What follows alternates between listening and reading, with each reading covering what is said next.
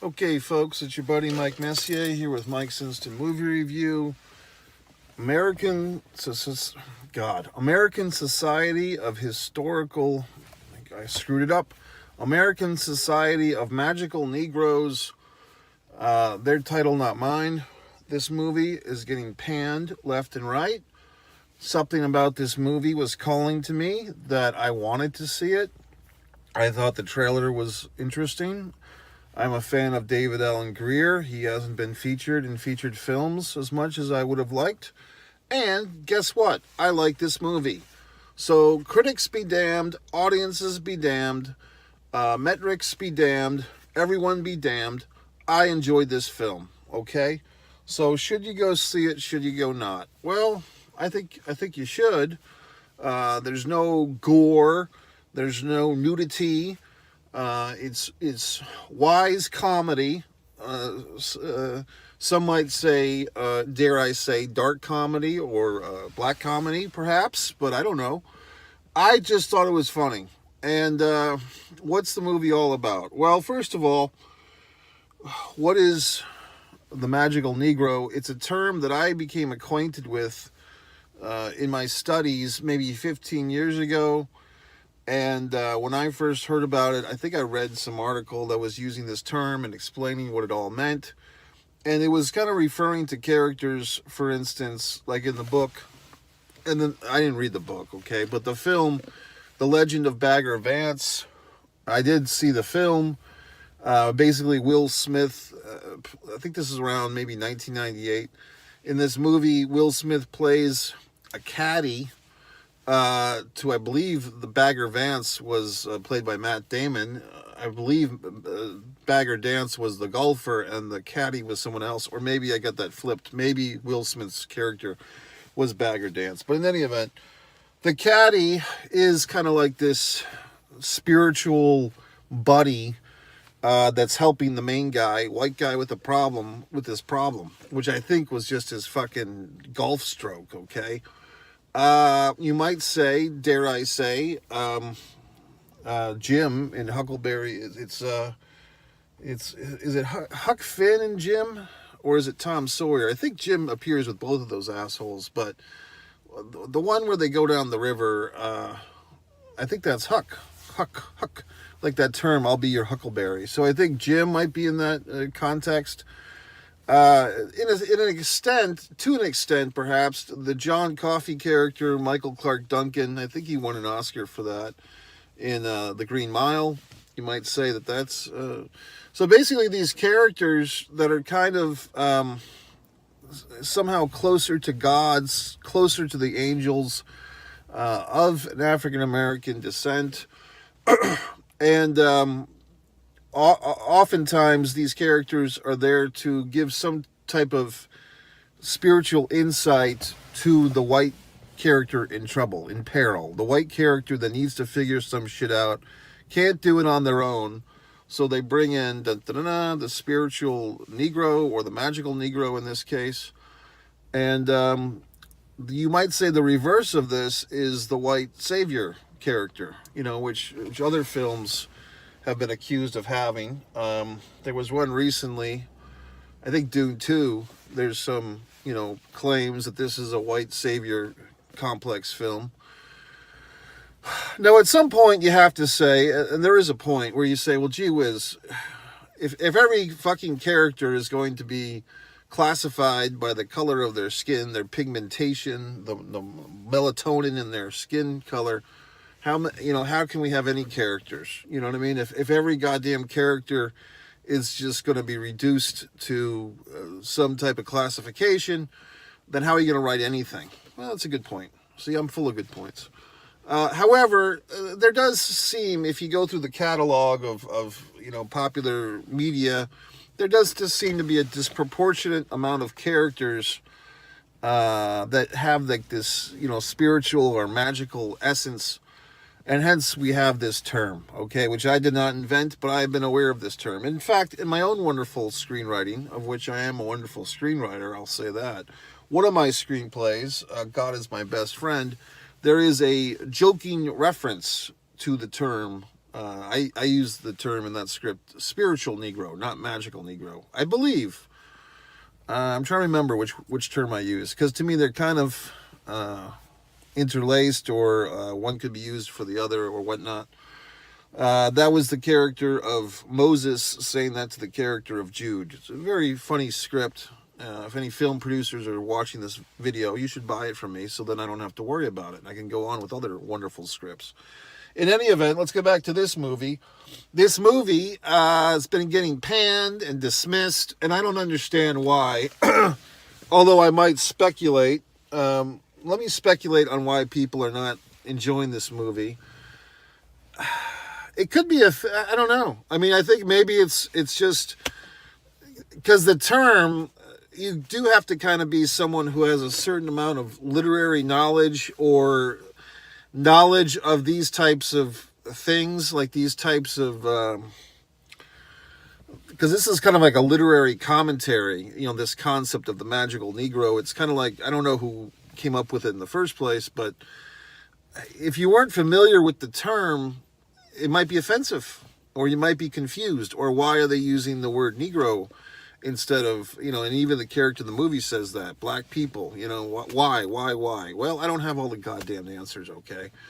You could say, why doesn't the NAACP change their title of their acronym, their association? I don't have all the answers, folks.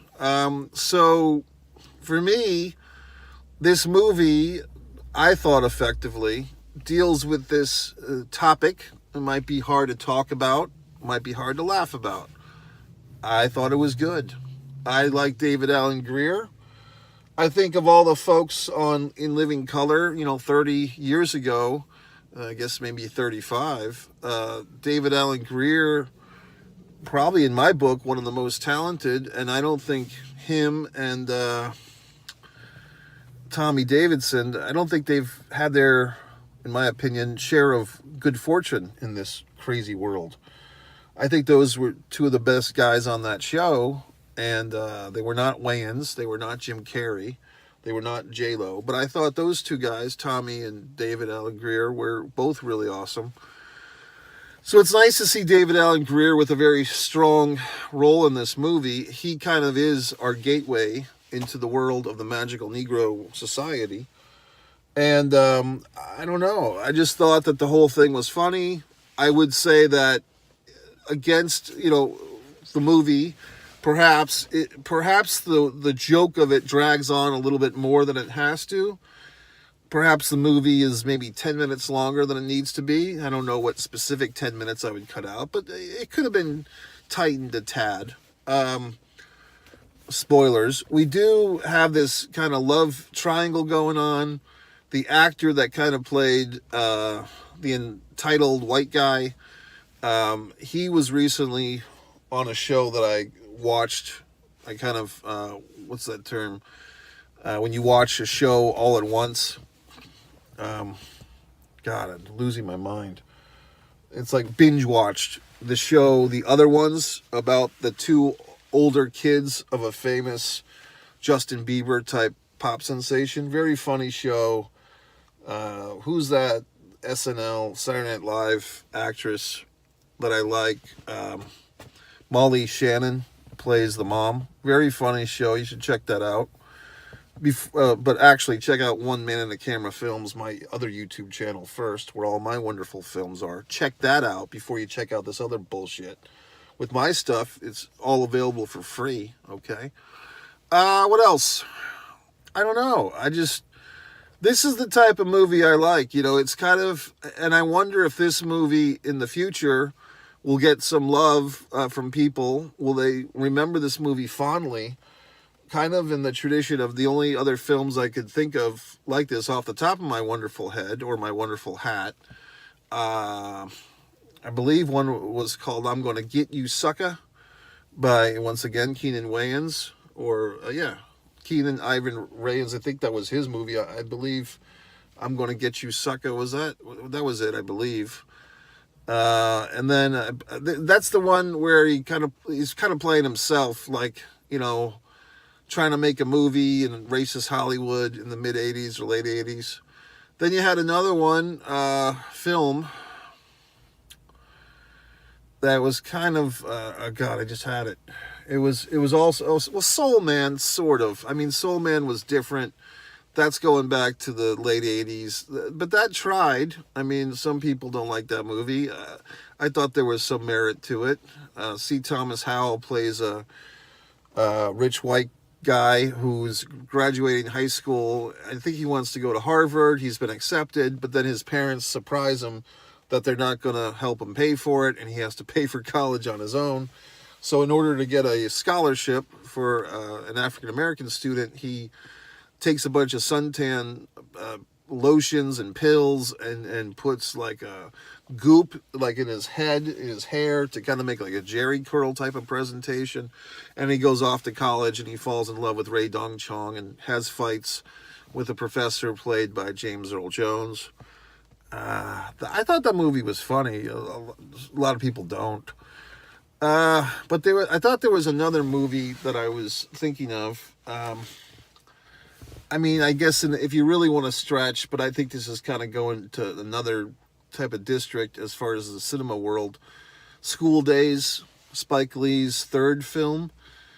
No, actually, it was, I think it was his second film. Spike Lee's second film. This first film, She's Gotta Have It, and I think School Days was his second movie. A little bit different, but parody, social commentary, race relations, all these wonderful topics. You know, topics that perhaps people are uncomfortable with.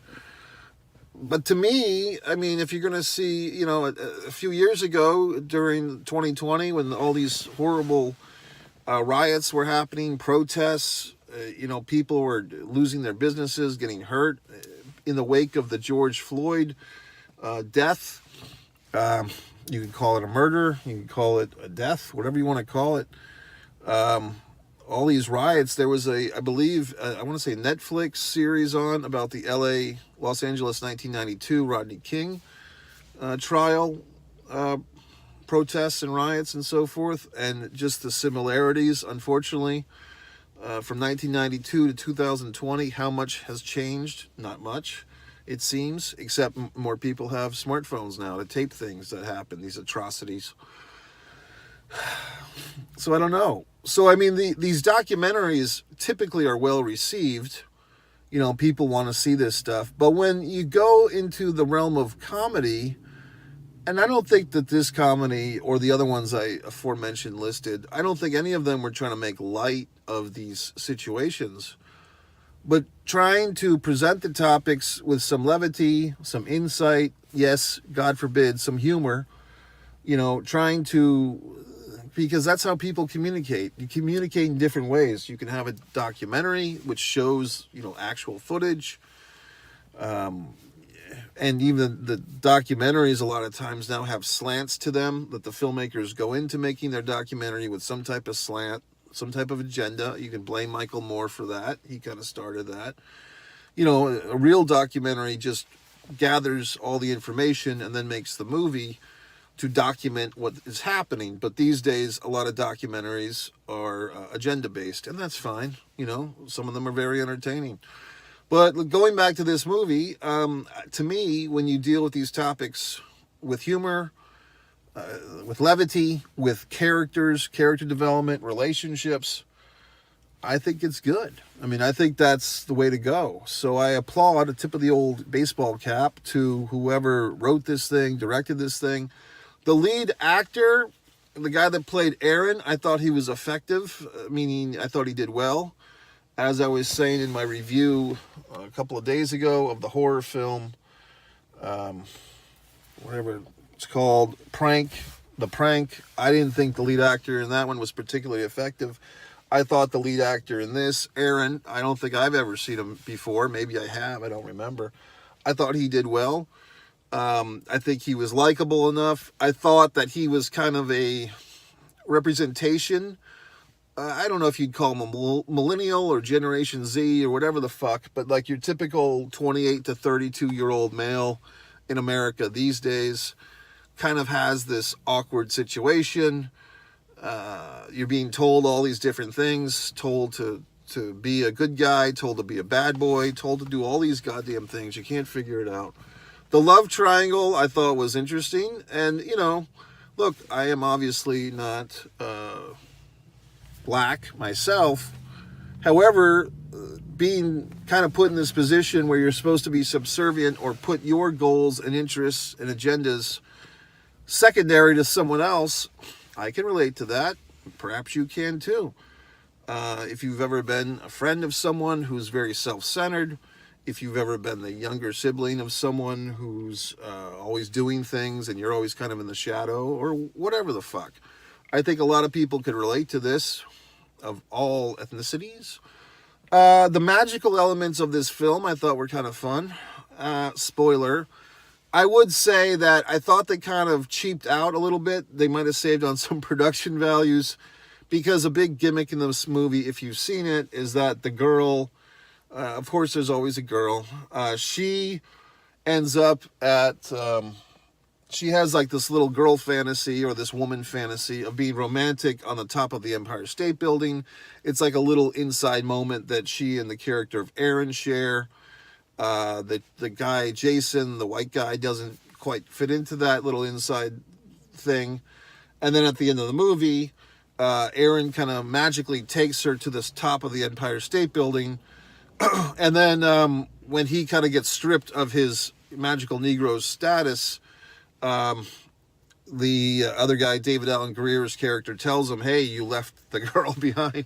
You left her not in Los Angeles, but at the top of the Empire State Building. So for me, it would have been more heroic at that point for our buddy, our lead guy, Aaron, to have to like go from Los Angeles, go get on a fucking plane, go through all the bullshit in New York City, hop in a cab or a Uber or whatever the fuck they have now, a Lyft, and get to the top of the Empire State Building, where our, damsel in distress is still damseling and distressing. I thought that would have been a more heroic situation for our guy there. And, I probably would have done that had I been in charge of this whole thing, which I wasn't. The way that the movie handled it is basically our girl there, very lovely actress. I never saw her before either, but she leaves a bunch of messages for the voicemail of Aaron, and she basically finds her way home. Like, she gets from the Empire State Building off the top into the building, gets herself a cab to the fucking airport, buys her own ticket home, and flies home to LA. Although we get a little bit of a button at the end, once again, a spoiler, that she's got a little bit of magic herself. She's in So Swag, I believe it was Society of Supportive Wives and Girlfriends, which I thought was a nice touch, because it was a callback to early in the film, maybe within the first 10 or 15 minutes, or maybe a little bit later. She drops her purse, and this kind of ring falls out of her purse that has So Swag, and then her and Aaron have a big chuckle about it. And we just think it's some just gimmicky type of, goofy, early 2000s shopping mall piece of junk jewelry, but in fact, it's a real thing. And if you think about it, that's another type of character, the girlfriend, the wife. I was making commentary once again in one of my other film reviews that, Marcia Gay Harden and the lady that was in some other movie I just reviewed with the redheaded people. God, what movie was that? But some movie I saw where like the people had red hair. The woman was always in the 90s playing like the wife or the girlfriend or whatever. So the point is, I thought the movie was good. I think like if you have a certain level of, I don't want to say film education. I don't think you need to be educated formally. But if you've just heard this term, if you've experienced shows, I'm trying to think of other examples, but I think I gave you the best ones. I think the Bagger Vance one is really the most clean example of this thing. I think you could see what I'm saying. Now, I mean, you could look at the Flintstones, and they had a little gizmo guy. I'm trying to remember, who's the little fucker on the Flintstones? The late seasons, Gazoo or some horse shit. the little green guy, I mean, you could say, you know, the Magical Society of Green Guys, or the American Society of Magical Green Guys. But he was kind of a pain in the ass, too, if you remember the green fucker that was always above their shoulders.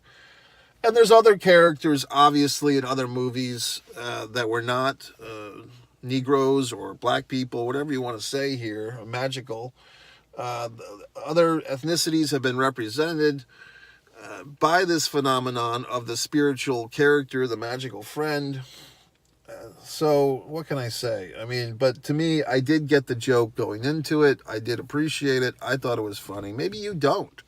Maybe you're one of the millions of people that are hashtagging this movie into oblivion, saying what dog shit it is. I don't quite get it, folks. I mean, if we're going to have all these wonderful, you know, I mean, maybe it's just my YouTube feed, but it's always some type of debate, some type of Candace Owens or Officer Tatum or Bill Maher. Everyone's got these goddamned opinions. Why can't we have a nice movie like this where instead of, you know, the seriousness of it all, we kind of, you know, enjoy these topics and explore them with some humor. I fucking liked it. So what the fuck? You know, I'm trying to think what else. I did like the opening setup of the movie where our guy, Aaron there, goes to the ATM and he's leaving. And obviously this, you know, drunken kind of, you know, female, white female who's been clubbing, it appears. She seems like she's a little intoxicated and she needs help with the ATM. And I thought that the actor playing Aaron and on the direction and everything of the scene setup, you kind of know what he's going through. He's looking around because he doesn't really want to help this lady with the ATM. But at the same time, he's thinking, well, I'm just trying to help her. You know, she's asking me for help. Would it be rude to say no?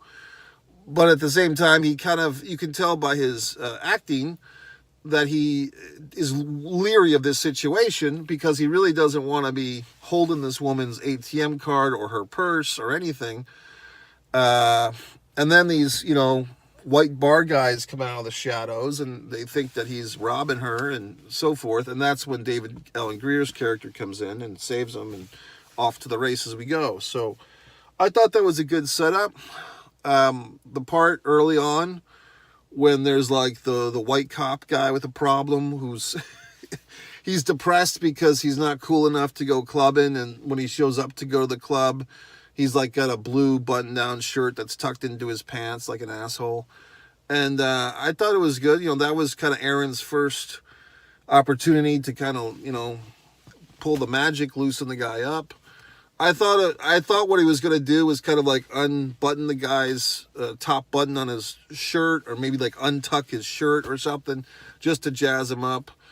But instead they kind of did the thing where Aaron possesses the bouncer's mind for a moment. I thought all this stuff was pretty good. I mean, like I said, I really don't understand. I mean, of all the to me, this is one thing, folks. I pretty much am pretty forgiving of these films. I'm kind of an easy mark to like a film, but I do see once in a while a movie's getting crucified. Madam Web just a few weeks ago, maybe a month ago, was getting crucified, and I went to see it, and I thought it was fine. I thought it was like, hey, this is better than most of these comic book fucking movies. So I don't understand why certain films get shat all over, okay, like a Vince McMahon secretary, and some films don't. So I don't understand or comprehend why this American Society of Magical Negroes is getting crucified or harpooned or run through the muck. I mean, to me, it's comedic. It's got a heart. It's taking on some tough topics in a different way. And I just don't understand the hate for this movie. Okay, so there you go. Was it a perfect movie? No. But what is? And like I said, I thought it was funny. I did see kind of early on when the society is explaining itself, and like there's the little visage. I kind of felt like I was in Disney's Haunted Mansion where they're showing like these, you know, flashback type of stuff. And the billiards one was pretty good. And then the second one, I took that. It felt to me like a riff off of The Green Mile when like the police, like the prison security guy is walking the black guy, very big guy in overalls or whatever the fuck he was wearing, to like seemingly the death row, like walking him to the electric chair. I felt like that was a kind of a rip-off or a parody or a homage to The Green Mile. I could be wrong. But like the recurring joke of the black guy touching the groin of the white guy in peril so the white guy could go and satisfy his wife. I mean, to me, this is funny shit, okay? I mean, that kind of, I thought of like The Green Mile where Coffee had like the power in his fingertips or whatever.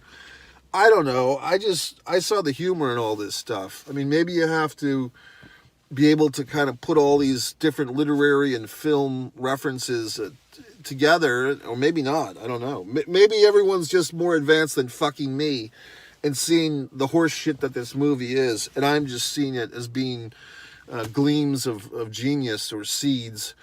But whatever the fuck. I liked it. I thought it was a good social commentary. If you didn't like it, you're welcome to leave a goddamn comment. You can say, well, gee whiz, Mike, fuck. And I'll say, okay, asshole, blah, blah, blah. And then I'll probably give you a fucking link to one of my movies, because that's typically what I do, in case you haven't caught on by now. Whenever anyone leaves a goddamn comment on one of my videos, typically I see that as an opportunity to, guess what, cross-reference your ass to one of my other YouTube channels, or one of my other wonderful works, where I'll just basically read your goddamn comment. I'll give you some little fucking line, like, oh, good point, asshole number 6. By the way, you should check out my movie. And then I'll give you a link to one of my films over on One Man and a Camera Films. Or if you make some other comment, I say, well, this person seems like a pro wrestling fan. I'll leave you a little comment with a link to one of my wonderful videos on One Pro Wrestling and Sports Fan YouTube channel. If you seem like someone that might like wonderful acrylic art, okay, like I've been working on today, I might give you a nice reference to the new channel, One Artist Mike Messier. What else might I do? I might do a lot of things, okay? So you make your comment, but if you've gotten this far into this review, your comment is going to be rewarded with a personalized link just for you. I don't have these goddamn comment responses canned like I could do with TubeBuddy, okay? I specifically sit there and write a personalized response to your ass where I try to hook you in and go to another fucking video on one of my several YouTube channels. That's the magic that I play.